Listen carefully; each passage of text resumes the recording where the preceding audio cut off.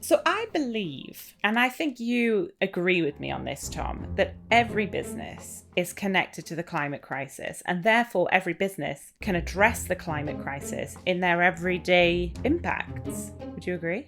I 100% agree that, yeah. Emily, where are you going with this? Where am I going, Tom? Well, I want to take you down a little road I like to call Challenge Tom. So I am going to name some businesses and then you're going to tell me how you think they're connected to the climate crisis. All right, I'm buckling up already. Okay, quick fire. So, the people who make hot air balloons. The balloons themselves, the materials can be made of plastic. Plastic generally is derived from fossil fuels. That was an easy one, okay. What about doggy daycare? There will be a physical premises. That physical premises will need heating. You've also got to take into account the dogs themselves, the transport there and back. Okay, what about a rent-a-poet? Rent-a-poet. Oh my goodness. Okay. Well, I imagine the rent-a-poet might be advertising online. Then there'll be emissions associated with hosting on there. Oh, that's a good one. Imagine if all those businesses, the rent-a-poet, the doggy daycare, all were reducing their emissions and buying carbon removal. The future of carbon removal for Rent-a-Poets International. That could be a spin-off podcast. Very niche.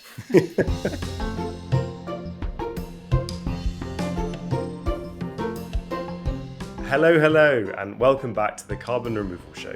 I'm Tom Praviti. And I'm Emily Swaddle. Welcome back, listeners. Tom, are you still riding high from that Microsoft interview from last week's episode?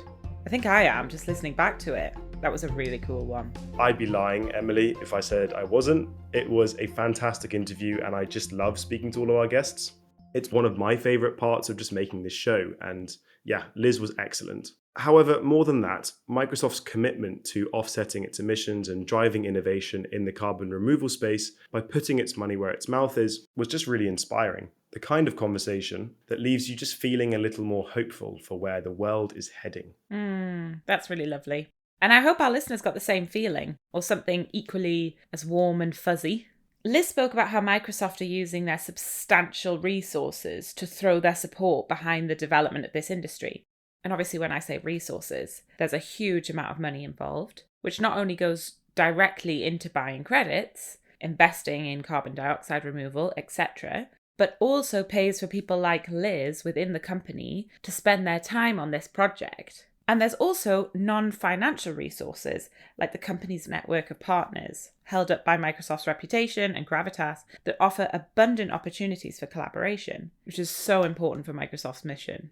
Yes. There's obviously a lot that goes into Microsoft doing what they do in this space. And so if you haven't had the chance to listen to last week's episode, definitely would recommend it. The discussion goes so much deeper than just buying carbon removal credits. We're talking about how these companies can be more strategic and therefore potentially more impactful in this space. With Microsoft, by the end of the interview, we arrived at, yes, this is all well and good for a company as mighty as Microsoft, but how can other companies of all sizes, also get involved in carbon removal in a meaningful way? And I'm excited about where that question's going to take us today. Just like last time, we are focusing this whole episode on just one company to understand what their carbon removal mission is, how they're going about it, and what we can learn from their work. We think this episode is going to be especially useful for those that are running businesses or others working for businesses who want to do more in this space. Lots to learn. Let's do it. If, listeners, like us, you find yourself spending your free moments reading about the companies that have made bold climate pledges and are pumping significant sums of money into carbon removal, what a wonderful way to pass your time. You've probably seen the same big names crop up time and again. Companies like Stripe, Shopify, and of course, Microsoft. But the eagle-eyed reader will also spot some smaller names making regular appearances in lists of carbon removal buyers. One of these companies is Aledade. Right. Now, we want to mention up top that Aledade is so keen to spread the message about carbon removal that they've sponsored this episode. We're super grateful to them for making this episode possible, of course. And as will become clear later on, this is all part of their commitment to supporting this nascent space, by letting companies of all sizes know what they can do to drive it forwards. Yeah, we're really grateful for their support, and it's exciting that they want to tell their story. We wanted to speak to Aledade not only because they're making a comparatively outsized impact in the space in terms of the money that they're putting into carbon removal, but also because of the particular strategy and philosophy behind their carbon removal purchases. As you'll hear, we think it's really interesting. But before we dive into Aledade's carbon removal work, Tom, should we have a brief outline of what Aledade actually does as a company day to day? I think that's kind of useful. It's good to have a bit of context behind the company that's putting all this money into carbon removal. So, Aledade operates in the healthcare sector, where they provide primary care physicians with technological, clinical, and operational support. In lay terms, they essentially offer services like data analytics, guided workflows, regulatory expertise, and hands-on support so that primary care providers can focus on the vital work of looking after their patients.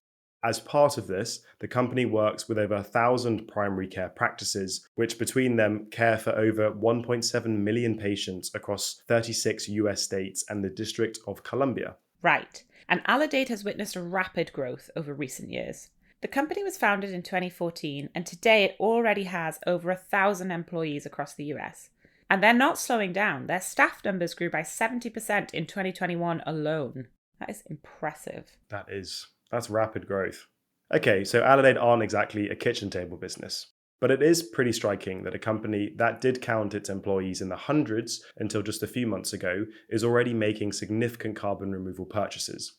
To find out more about how and why they've chosen to do this, we spoke to Will Palmisano. Will's primary role at Aledade is manager on the business intelligence team, but he's been involved in the company's sustainability journey through their climate change committee, which is an employee-led initiative to set and meet sustainability goals. We started the conversation by asking Will why Aledade is taking such an interest in climate issues in the first place. Will, given your background, the business background that Aledade has, you wouldn't necessarily straight away think climate change, or at least tackling climate change as part of your mission. You've got other pretty critical focus areas by the sounds of things. So why is climate important to you guys?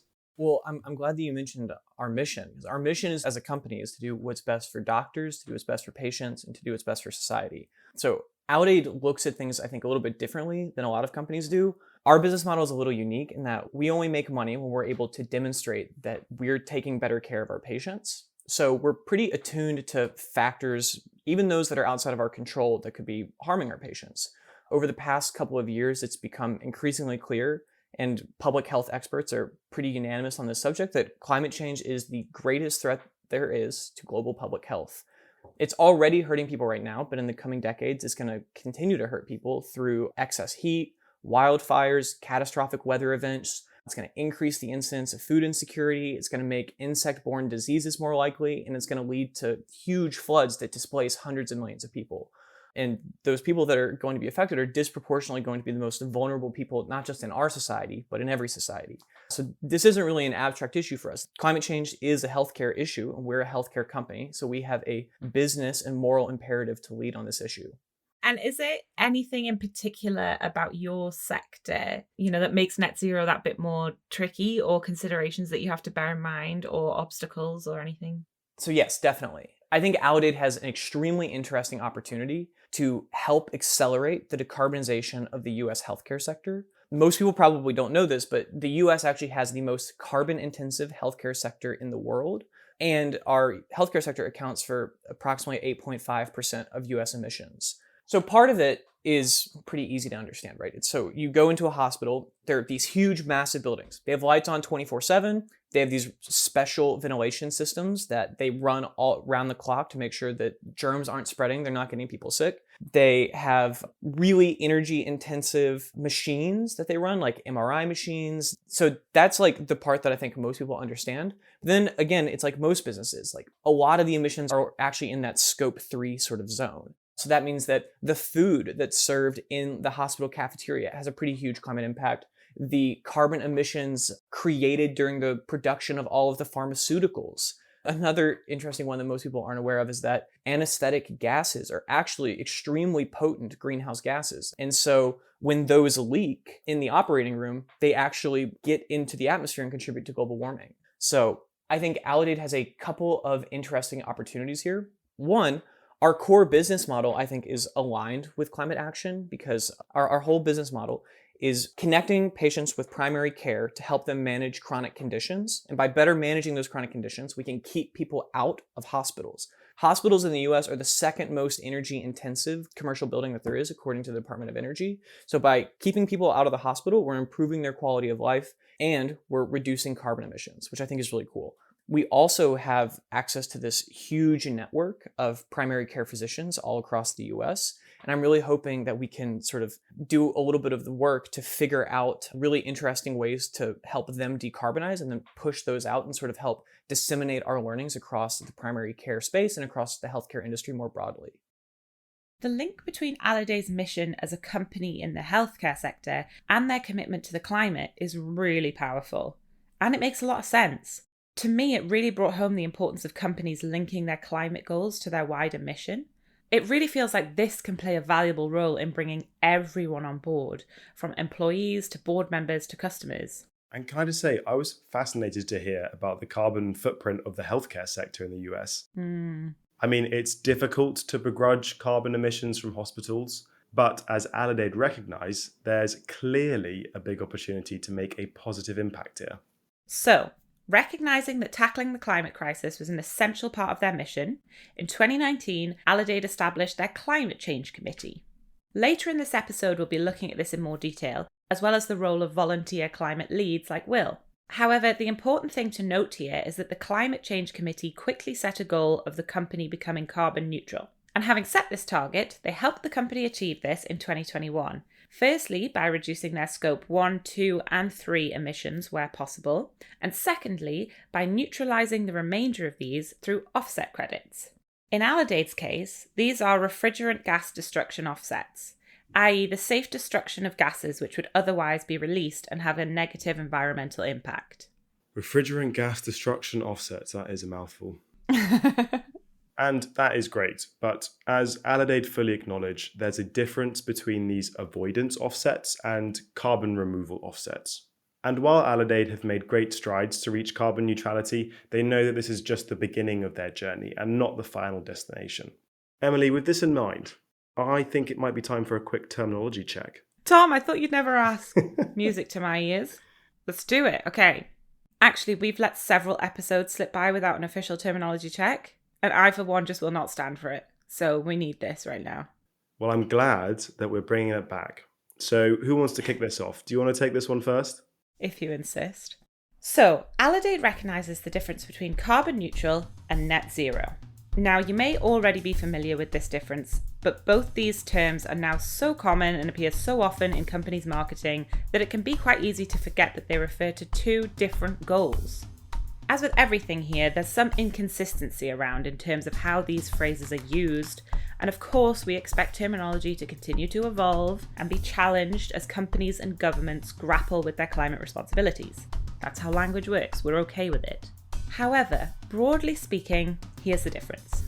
A company that is carbon neutral is neutralising any emissions it can't yet reduce through offsets. These can be offsets of any kind, but due to cost and availability, they tend to be avoidance offsets, like supporting renewable energy projects, or, as in Aledade's case, destroying refrigerant gases. In fact, our researcher Henry gave us a brief overview of these types of credits during our flight offsetting episode a few weeks ago. Go back and have a listen if you missed that one. It's a good one. Right, but net zero indicates that remaining emissions have been balanced out by removing an equal amount of carbon equivalent from the atmosphere. In other words, everything that we speak about on this show. Now, there is some small print here because, as we know, decarbonisation has to do the heavy lifting.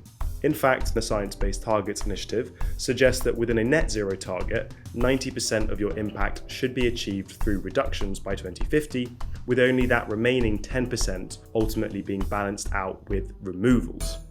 Also, as we always say, no two removed tonnes are created equal, and so most companies setting net zero targets will also want to ensure they're purchasing legitimate removal credits that are verifiable and measurable, for instance. Yes, it's not enough to keep emitting as you were, simply plant a few hectares of trees and hope for the best. Cross your fingers, jobs are good. There'll also be questions of permanence and perhaps considering co-benefits and all that stuff you already know. Anyway, to sum up this lovely little language chat, all net zero goals cover carbon neutrality. But not all carbon neutral goals are net zero. Net zero is like the carbon neutral bumper pack. You see? Clear as mud.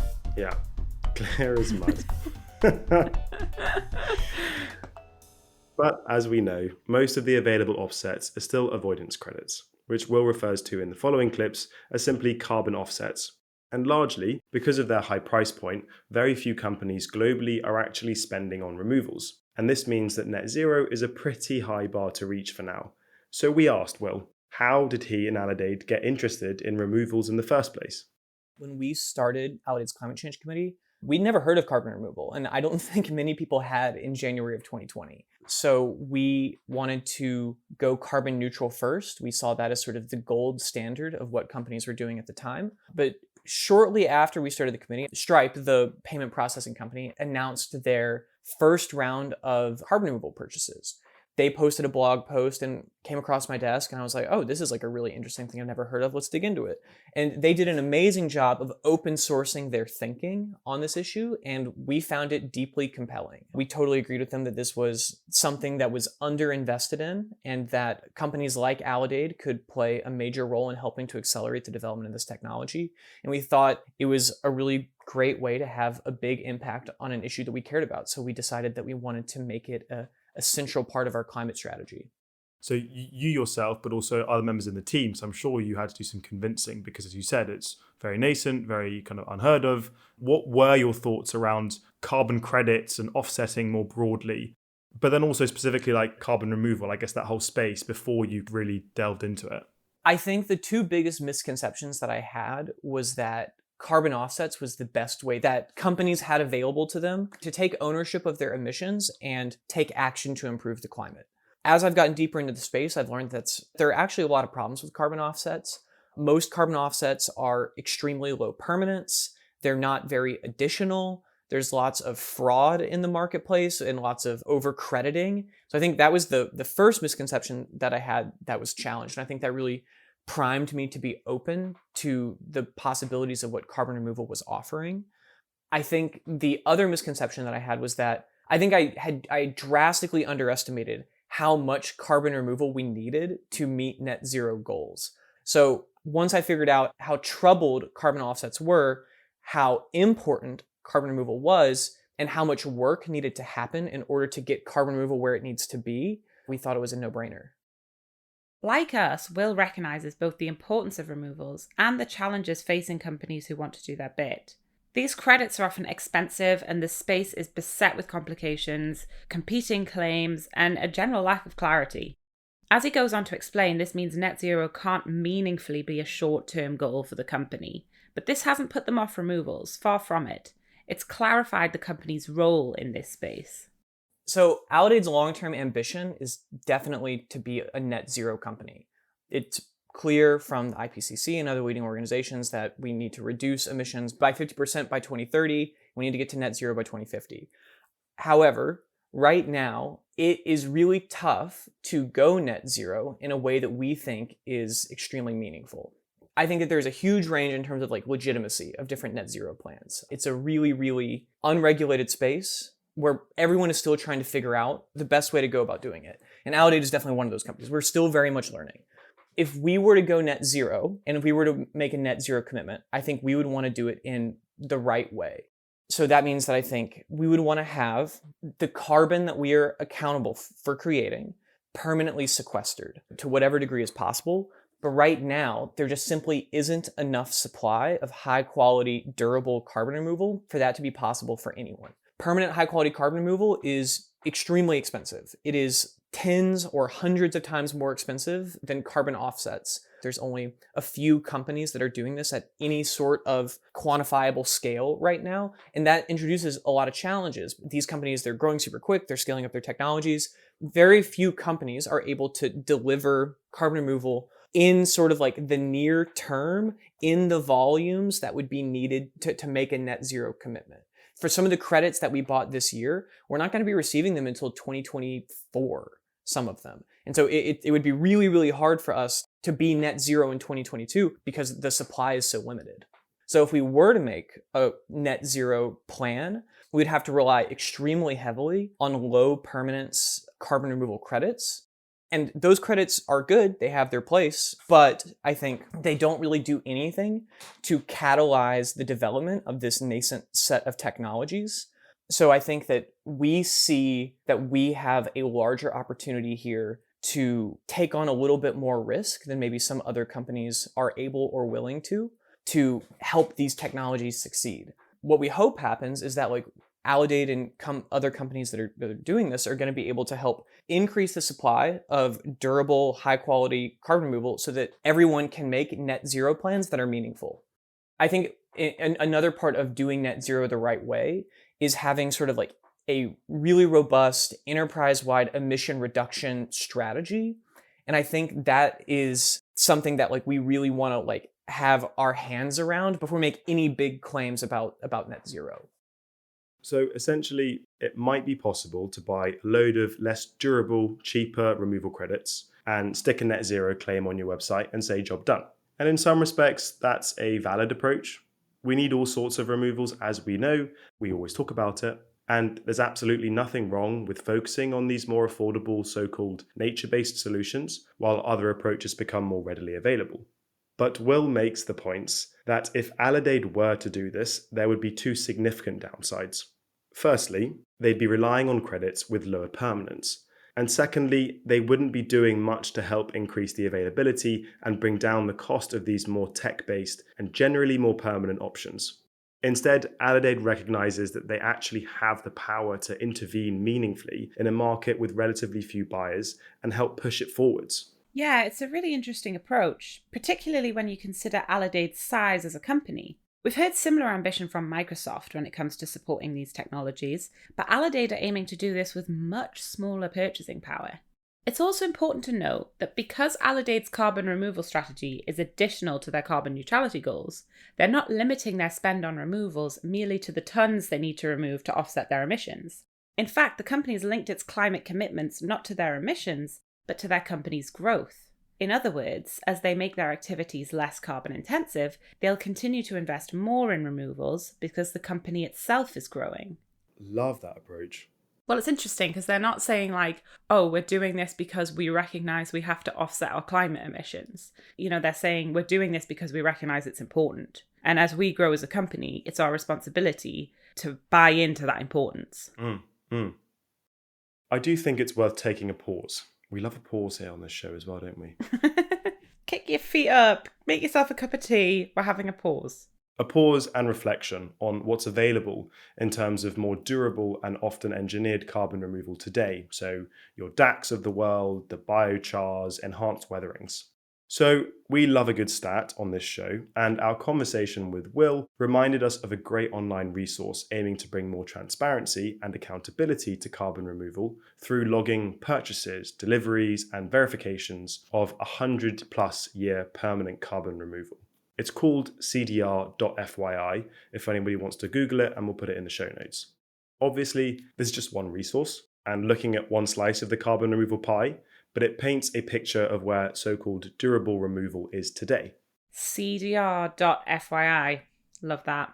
It does what it says on the tin, just like the carbon removal show. Just like us. So, here is a few stats that blew our minds and show just how niche the durable carbon removal industry still is. As of recording, CDR-FYI has registered 628,314 tonnes of 100+ year permanent carbon dioxide removal as having been purchased. Now, 4.3% of these purchases have been delivered, i.e. many of these tonnes still have a future delivery date, just like with a Kickstarter campaign, for example. Through these methods, we're currently just 0.0062% of the way towards our goal of removing 10 gigatons of CO2 annually. 0.0062%. We've got a long way to go. That is a small number. Here's an interesting one. At the time of this recording, in order to be within the top 50 purchases of durable carbon removal worldwide on this specific registry, all you need to do is purchase 61 tonnes. Okay, Tom, challenge accepted. I reckon, bear with, if we do a whip around with all of our listeners, we could come up with a bit of cash and we could buy 62 tonnes of durable carbon dioxide removal credits to get ourselves, like as a whole podcast community, into the top 50. Who's with me? Count me in. Okay, so far it's you and Okay. me, and that's it. All of these stats are really fascinating, but there is one thing to note here, and that is that Aledade are part of a very small collection of organizations making real purchases of durable carbon removal credits. We'll explain the company's recent purchases and the approach that they're taking. So in 2021, we made our first carbon removal purchase. We purchased 83 tons from Charm Industrial, which is a really cool bio oil company. Those 83 tons were about $600 each, so it came out to about $50,000 total. This was really sort of like us dipping our toes into the water and just seeing how the whole space worked, which is something I would encourage any company that wants to start in carbon removal to do. I think it can really help you make your executive teams and the people that you're reporting to a lot more comfortable to sort of dip your toe in before diving all the way in. But this year, I think we really wanted to increase the scale of our commitment. And so we purchased from a portfolio of different companies, I think 6 companies in total. We purchased about 2,000 tons that ranged somewhere between, I think, $100 and like $2,200 based on the different modalities. And it came out to roughly $370,000 total. So we paid roughly the same amount of money to each of those companies, and we got very different tonnage from each of those companies. This year, our portfolio included purchases from some really exciting companies, including Noya, Sustera, Living Carbon, 4401, Carbon Cure, and Heirloom. We're really excited to be working with all of them. And to confirm, these are all kind of like the more engineered type carbon removal approaches. So it sounds as though you've got names from biochar through to direct air capture, any other kind of like technologies that we haven't mentioned. So I think that there is a lot of justifiable skepticism around nature-based solutions in sort of like the carbon removal like space more broadly. But I think that anyone who is thinking seriously about this issue knows that we need every single tool at our disposal if we want to make a difference. And so one of the companies that we purchased from this year is called Living Carbon, and they're actually making genetically modified trees that they're basically super trees. They grow faster, they sequester more carbon, and they can grow in places that ordinary trees couldn't due to things like heavy metal contamination. Also, the trees decay slower, which is like crazy. So it's like they suck carbon up faster and it gets released into the biosphere a lot slower. So we think that's a really, really interesting technology that, if scaled up, could have huge implications on sort of like the broader forestry credit market. 2 other technologies that we think are really important are storage. So companies like 4401 and Carbon Cure are finding ways to permanently store carbon that is sequestered, sometimes by these other companies. And so supporting the development of these companies that can do permanent storage is extremely important. And one thing that we like about Carbon Cure is that they are figuring out a way to store carbon permanently that also has commercial applications. So they're making cement that is made stronger by the CO2 that's injected into it. So it's sort of a dual purpose thing that I think is super, super interesting. We know that some of these projects may fail. Some of them are very nascent. Some of them are still working on their MRV, that sort of thing. People might say we don't want to invest in them because they're not proven. How would you rebuttal that? Totally. So you're absolutely right that there's a lot of complexity here, but I think that that's sort of inherent to wanting to participate in a market that's as early as this one. I think that there are multiple strategies that you can employ to help mitigate the risk for your company when purchasing carbon removal credits. The first is to invest in a portfolio of companies. So instead of going all in with your carbon removal spend on one company, if you spread that across 6, 7, 8 companies, you're dramatically increasing the probability that some of those companies will succeed. I think also anyone who's participating in this space right now should only be purchasing from companies that have been validated by sophisticated buyers, backers, and academics. So I think one of the main strategies that I employ is I'm looking as a climate lead at the companies that Stripe or that Frontier or that Shopify are purchasing from. I'm looking at who won the X Prize competition, who has been like really highly reviewed by Carbon Plan, which is a leading sort of nonprofit in this space. And so once we see that a company has gotten the sign off from one of like these companies or organizations that has a scientific advisory panel that's able to validate and authenticate these technologies and approaches, then we feel a lot more comfortable moving forward with the purchase. I think another thing that you can do is to prioritize purchasing from companies that place a huge emphasis on measurement, reporting, and verification.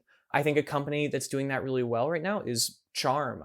I think they have a public ledger of all of the tons that are being purchased and who those tons are going to. And they also do a life cycle analysis for every single ton that they deliver to customers. So I think if you sort of follow those three broad pointers, I think you can massively reduce the risk that you're exposed to as a company participating in this early market. But then I think the thing I would also say is that yes, there's a non-trivial amount of risk, but there's a huge amount of upside here. Building out the global supply of high quality permanent carbon removal, it's this century's Apollo project. It would constitute the largest industrial scale up of an industry, I think maybe in history. There's an opportunity here for companies, by making relatively small investments of capital, to massively impact the development of this new suite of technologies that can make a huge impact on human suffering and sort of like what the climate looks like in 2030 and 2050. If you're a business and you're considering investing in carbon removal, I think there's been some really great tips from Will here just on how companies can take a similar approach to Aledades. When Will talks about the different methods and companies that Aledade are putting their money into, it's also really striking to hear his excitement. And that's great because carbon removal is exciting. I get excited about it on a daily basis, so everyone else should. You should hear his voice notes, listeners. Yeah. And making sure we're connected to that excitement is really key to getting businesses and their employees enthused about grappling with the challenges ahead. Yeah, I love the comparison with the space program here. It reiterates the scale of what we're dealing with. Will credited it to Ryan Auerbach, formerly of Stripe, now at Lower Carbon Capital. He tweeted back in 2020. This is what he said. When I was little, I looked at the space race and dreamed that the world would rally around a huge science project again. 10 plus gigaton scale negative emissions is that. It's urgent, necessary, hard, dramatic, all of it. It's the defining project of our generation. Who is going to be the Neil Armstrong of carbon removal? Well, I think it's probably going to be Tom Praviti of the Carbon Removal Show. No, I think it could be Emily Swaddle. Anyway, that excitement is balanced against a really methodical and logical approach. Aledade's purchases represent a diverse portfolio which lowers their risk exposure. You know how much we love a diverse portfolio. And it's all informed by identifying what matters to them and focusing on purchases that offer these qualities. For instance, Will identifies permanence as a key objective, and so several of their purchases are either more durable solutions or those which can increase the durability of existing solutions, like Living Carbon's genetically modified trees. The key thing is that they're not just buying tons, but supporting technologies. And while Aledade's purchases are in the tens or hundreds of thousands of dollars annually, you can see how, applying a similar philosophy, even smaller businesses with budgets of a tenth of Aledade's could start to engage meaningfully in supporting these businesses and technologies. Looking at Aledade and indeed at Microsoft, you can start to see a different way of thinking about carbon removal buying. And talking to Will, I got the impression that this is a largely altruistic effort. After all, some might say that it would make more business sense to get as many tons as possible and then talk about that to your customers. I was curious to know, are there other reasons for companies to follow a similar strategy? We think there's actually a pretty strong business case for supporting carbon removal. There are studies showing, but also in our own experience, we see that by having Aledade live and I think sort of live up to our values and our mission, I think it helps us attract and retain top talent, a lot of whom care about climate change and the climate crisis. I think being proactive on this issue helps us to attract and retain climate conscious investors in both the private and public markets. And it also helps us stay ahead of regulatory requirements. Being really active on carbon removal can be a differentiator for climate conscious customers. And I think critically, making investments in carbon removal now are what is going to make it possible for us to set and actually make net zero targets in the future. I think that there's a non-zero chance in both the US and in Europe that in the future, companies are going to have to set net zero targets and their progress against them is going to be monitored. And if we don't scale up these technologies now, it's not really going to be possible for people to set or live up to those net zero targets in the future. And we've actually had this conversation with a couple of people. If you see such a big upside in scaling these technologies, why would you not invest in them as a startup for return in equity as opposed to purchasing tons? Great question. I think there's two reasons. One, Aledade is a healthcare company and not a climate change or carbon removal company. So I think we do not have the scientific expertise needed to validate any of these approaches or technologies, which would preclude us from, I think, investing heavily for equity, because I don't think we have the expertise we need to identify like which ideas could turn into big companies. However, I think if there was evidence that that was the way that we could have the biggest impact on this space, maybe we would be more inclined to go in that direction.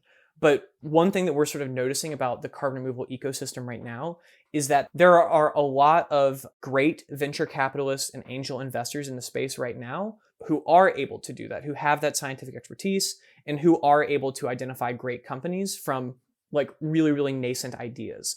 But the thing that the space doesn't have, and that the thing that the carbon removal industry needs right now, is customers. There's a huge mismatch between the number of investors and the number of customers. And so I think actually the way that companies like Aledade and other companies out there can make the biggest impact is becoming a customer, demonstrating that the business model works, that there is a demand for these services, and that actually makes it possible for the carbon removal companies out there right now to secure additional financing so they can scale up their facilities. It allows new carbon removal companies that haven't been formed yet to demonstrate, hey, there is a market for this stuff, so then they can secure venture capital. So I think there's a huge multiplier effect on being a customer, and I think the importance of being a customer is a little bit under-acknowledged. Now, if you're feeling inspired by what you've heard so far, and you wish you could do more to rid the atmosphere of carbon, great news! You can! One of our sponsors, Patch, is the platform for climate action. They make it easy for businesses and their end customers to neutralize their carbon footprint. Patch works with companies in crypto, fintech, e-commerce, and more to embed carbon removal projects into their products and services, or provide companies with the option to purchase carbon removal from vetted projects right from their platform. That means businesses can build carbon negative products and features that enable climate action at scale. Build something climate positive with Patch. Head to patch.io/TCRS to learn how. As we touched on earlier, alongside his official role at Aledade, Will has also been a volunteer climate lead. This was really curious for us. We really wanted to understand what drives somebody to volunteer in this capacity for 2.5 years. And so we asked him how he got involved in this originally, and how the role is developing now that Aledade is making so much progress. Prior to being Aledade's climate change committee lead, I had never taken a class on environmental science. I had never gone to a climate protest. I had really not been active in the climate space at all. But my company sort of made this opportunity available to me. And I think a lot of people, especially people my age, are looking for ways that they can make a difference. And I was like, oh, this is a really unique opportunity where I could have like a really real difference, and I could apply the skills that I use in my normal job to this problem that I was super, super passionate about, but that I had never really felt empowered to actually make a meaningful change in. And so when our executive team announced that they wanted to form a climate change committee, I threw my hat into the ring and I absolutely fell in love with it. And I honestly, I've learned everything that I know about climate change in the past 2.5 years. So I think it's, if anything, a testament to the fact that it's possible to scale up super quickly. So for the first 2 years of the program, volunteer climate change committee leads did everything. We developed and implemented all emission reduction initiatives. We executed all clean energy, carbon offset, and carbon removal purchases. We planned meetings to educate employees on topics related to climate change and sustainability. We did everything. We would work with the executive team to determine the priorities for our climate program and our level of resourcing. That was a really successful way of working for, I think, 2 years, but I think it got to a point where we wanted I have no formal climate background, and so I think we wanted to figure out a way to make like the most sophisticated program possible. So we hired an ESG lead with over a decade of experience leading Fortune 500 company, Fortune 100 company ESG programs. And so that new ESG lead is, I think, helping us shape our climate program. And we want to create a really, really robust climate program and make sure that we're doing things in as rigorous of a way as we can. Now we're bringing in that ESG lead who I think is going to be more involved in helping us set the overall direction of the program and making sure that it's aligned with everything else that we're doing across the company. It's probably going to be leading more of the external comms side of things. But I think the volunteer climate committee leads are still going to continue to be really involved in helping to implement some of these initiatives and sort of leading the education of employees on these issues. I must say, Aledade aside, it is very impressive to see how far Will personally has come in the last couple of years. Like, he knew nothing about this topic, by his own admission, and now look at him. It is super impressive. Although we can't put Aledade aside because it is Aledade that supported him in getting here just as much as he supported Aledade in getting to where they are in terms of carbon removal. Yeah, it's true. The Climate Change Committee has been powerful in pushing this project forward at Aledade, which wouldn't be possible without the support of the management and the overall culture of the organisation.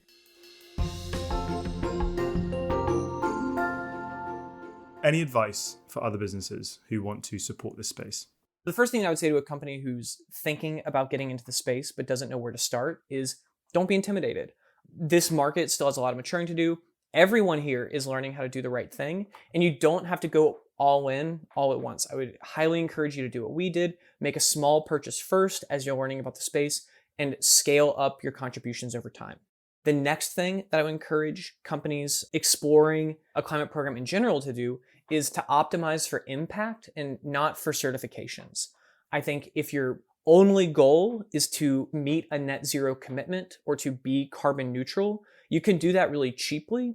But by doing it in that cheaper way, you're probably not having very much, if at all, any climate impact. And so I think that really what companies should be focusing on is not how do we get to net zero, but how do we accelerate the decarbonization of our sector and of the economy writ large.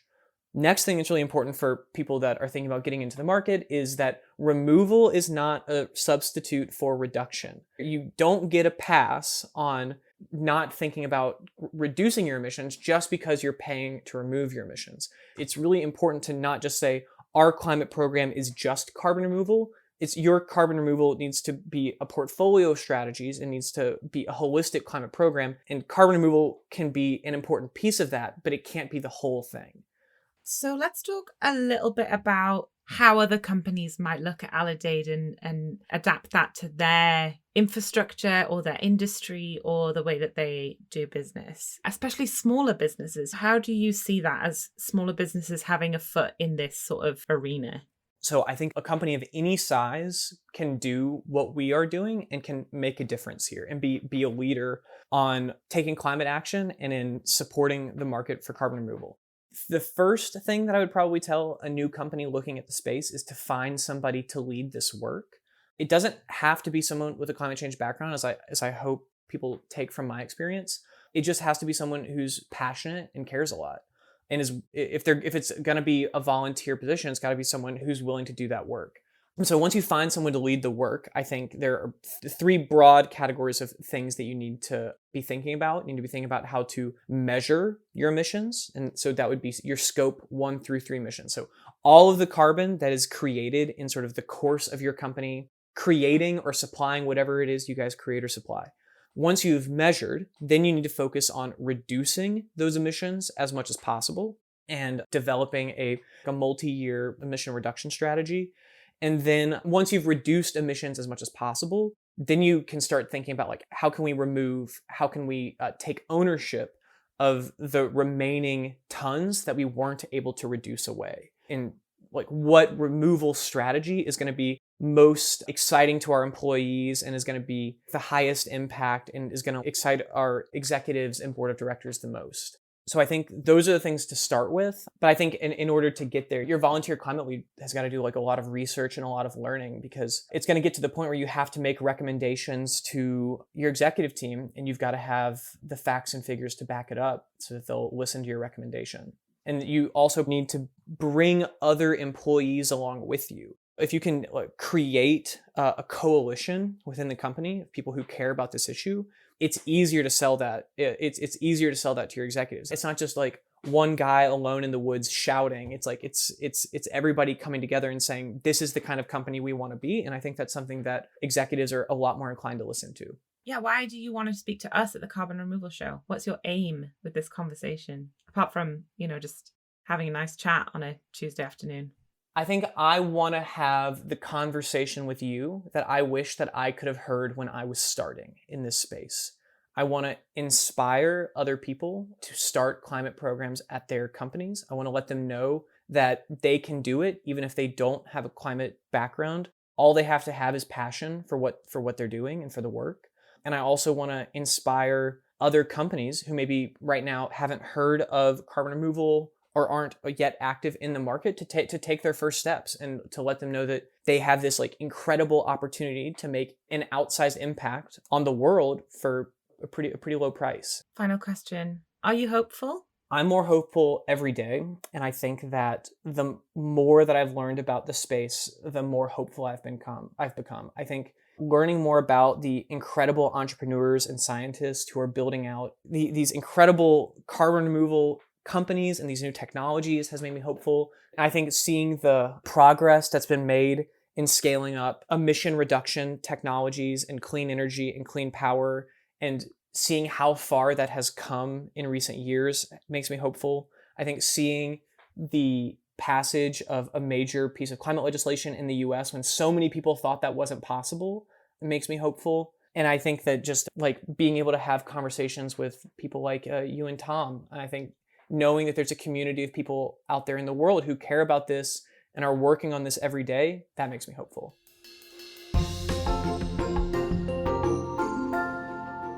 Emily, what did you think of that? Well, it's really great to hear that Will's hopefulness has increased the more that he's learned, because that really isn't always the case. Sometimes the more you learn, the more depressing and disheartening it is. So it's nice to hear that he's had the opposite experience. I also love that he's speaking to us in order to create the content that he was looking for 2 years ago. It's like he's stepping into that role of teacher or guide or leader that wasn't there when he was looking for it. It does feel like he's done a lot of legwork on all this, and I really hope that others will be able to stand on his shoulders.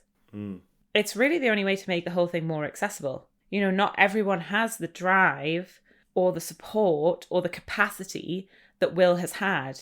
And so by him passing down his knowledge, hopefully it opens it up to more people. Yeah, totally. And knowing why Aledade wanted to get involved with the Carbon Removal Show in the first place just goes to show, I think, that. And it goes to really drive home their point of sharing what they've learned and being transparent with this process, because they want others to get involved and they want others to build their own climate committees and have the knowledge and the conviction that this is possible internally within an organization. Yeah, totally. It's interesting because when I reflect on how I feel about all this, the thing is, I expect bold climate action from businesses as big as Microsoft. I feel like there's an understanding of the responsibility that they hold. It's not that we're not all really excited about what they're doing and it's all really impressive, but if they were doing nothing, that would not be acceptable. But with other businesses, especially those that already have a clear cause or a mission that isn't directly related to climate, I just don't have those expectations at all. It's like, you're doing something really important and cool. It's totally fine to be in that lane. Get on with it. The climate stuff, it'll have to be handled by other people. But then you look at Aledade and they seem to be doing everything. Yeah. When you boil it down, and Will mentioned it at the start of the episode, to Aledade, climate change is a healthcare issue. And you could perhaps take that stance with any industry that you're in. Climate change will affect your industry no matter where you are, no matter what business you're running. And so it's not necessarily a niche to be kind of getting involved with. It's really, like we mentioned in Iceland, it's a whole transformation of our economy, and everybody should be taking this into account. And in an ideal world, that would exactly be the case, that taking climate action wouldn't be the exception, it would be a core part of people's business. I also am conscious, though, Tom, of the listeners of this episode, and I don't want them to listen to everything that Will has to say and, all the things that Aledade are doing and think, oh my God, I'm not doing enough, we should be doing better. And for that to just cause like more anxiety and more stress. If you have the capacity to do more and do better, do it. But it's a collective movement, right? It's collective action that's going to make a difference. And we know that Will is sharing his story with that in mind. He's saying sort of like, these are tips and tricks as to how we've done it. And it doesn't mean that you have to do exactly the same or to the same extent or anything like that. But it's an encouragement to do what you can and to expand your horizons within that.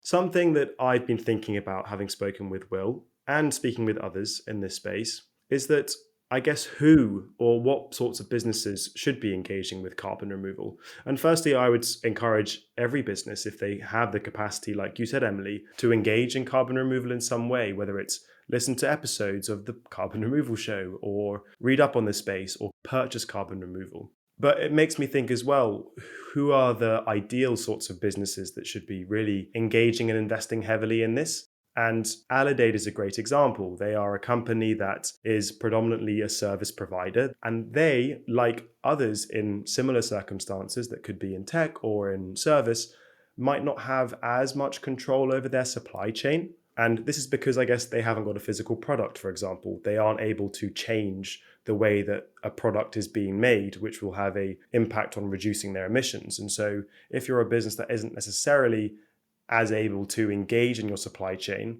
you're not an Amazon, so you can't really put that pressure on your suppliers to change, then I think carbon removal is such an amazing way to have positive climate impact. Yeah, I think that's a good point, Tom. Acknowledging that we're all working within this system. So the question becomes, what can we do within the system to have an impact?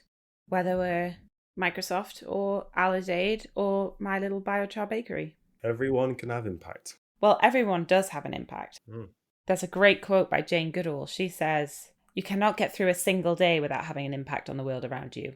What you do makes a difference, and you have to decide what kind of difference you want to make." Very nice. Speaking of impact, it's been a while since we focused on carbon removal methods. Don't you think, Emily? Yes, back in the glory days of season 1 when we used to dive into a carbon removal method in an episode. Well, Tom, next time on the Carbon Removal Show, we're throwing it back to our old format. We're going to be diving into some carbon removal methods. Oh, yes. Join us. Excited. See you next time. See you then. Bye-bye. Bye.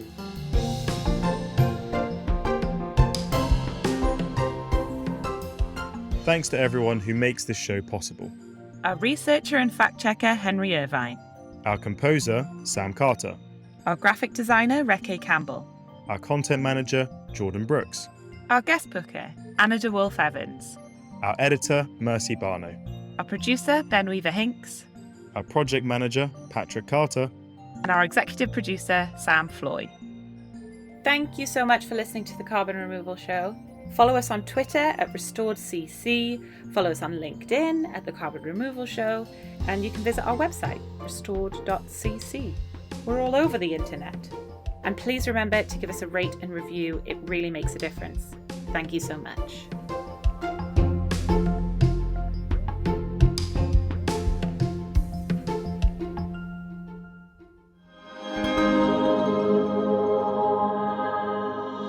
Co-fruition.